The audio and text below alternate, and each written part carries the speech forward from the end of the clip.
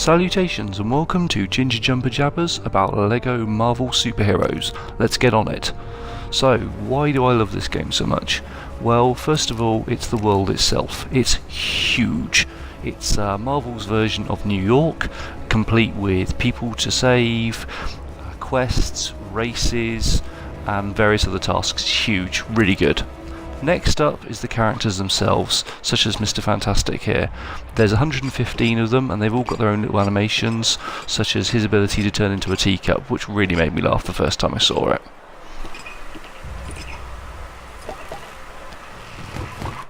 Next up we have the cutscenes. They're very funny, very well voice acted, and really goofy, such as this one.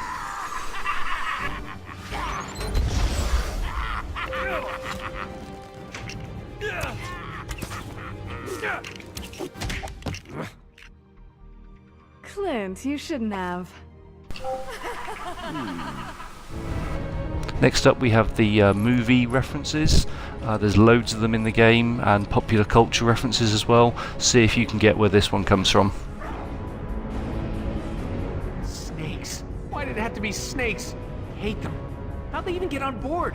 Director Fury told me specifically to get these snakes off this gosh darn helicarrier. I may be paraphrasing slightly. And it's not just the characters of the main staples of Marvel that get the treatment in this game. For example, we have Captain Britain here, who's not exactly a major Marvel character, but he's one of the 115 in the game. Oh, good job. Well done. I'd say this calls for a celebratory cup of tea.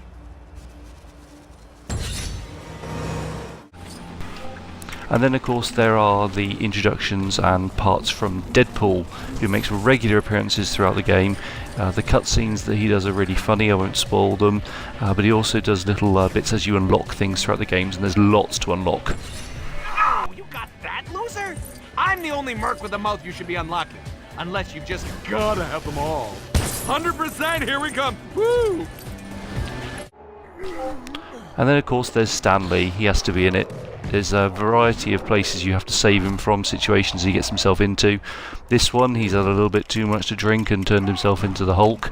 Of course I had to turn to the Hulk. Don't have to, I could have gone to somebody else, but I thought it'd be fun to play Major Hulk versus Stan Hulk. There's 50 of him to save, and some of them are quite funny.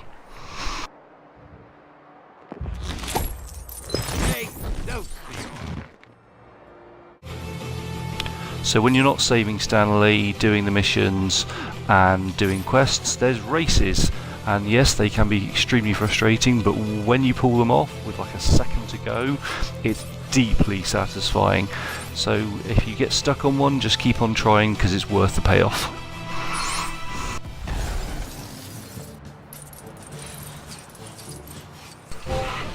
And then lastly there's the epic boss fights. In true Marvel fashion, these are over the top, they are well scripted, there's lots of good music. They can get a little bit repetitive with some of the things you have to do, but they are genuinely epic, and they have some really cool slow motion effects. This is one of my favourites. It's the battle at Stark Tower. I'm a big Iron Man fan, so I absolutely love this. Check it out.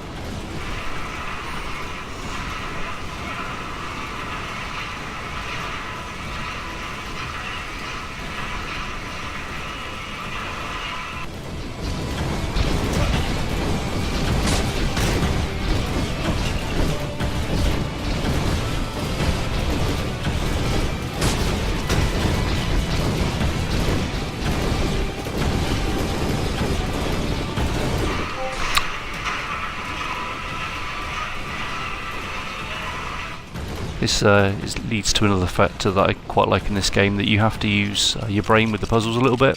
So here I've just constructed a little item which is going to allow me to take the boss down. These happen frequently, and it's not just a question of bashing the button. It makes it a lot more fun.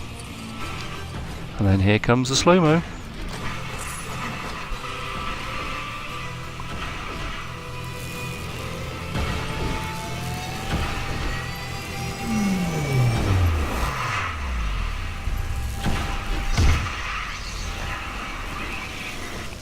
Anyway, that's the end of my video. Thanks very much for watching.